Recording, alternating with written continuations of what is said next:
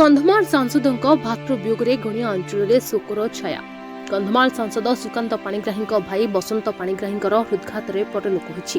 तेबे सूचना अनुसार सोमवार राति से छाती जंत्रणा अनुभव करते तुरंत दशपल्ला गोष्ठी स्वास्थ्य केन्द्र को निया तेबे सेठारे डाक्तर तांको मृत बोली घोषणा करते।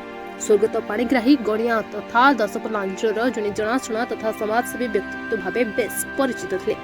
से कृषि अधिकारी भाव अवसर लेते। खबर पाई दशपल्ला निर्वाचन पूर्वतन विधायक पूर्णचंद्र नायक, गणिया ब्लॉक अध्यक्षा झुन्ना जेना समेत कंधमाल और दशपल्ला निर्वाचन मंडल बहु बीजेपी कार्यकर्ता और मान्यगण्य व्यक्ति बासभवन में पहुंची शेष दर्शन कर शोक व्यक्त कर एकमात्र पुओ योद्धाजित पाणिग्राही मुखाग्नि देथिबा बेले कंधमाल सांसद सुकांत कुमार पाणिग्राही सह परिवार वर्ग आत्मीय स्वजन अंतिम संस्कार क्रिया सामिल होते। से जड़े अमायिक मिष्टभाषी परोपकारी व्यक्ति थे। मृत्यु स्थानीय अंचल शोकर छाया खेली। गणियारू Priyabrata Sadangi report media voice.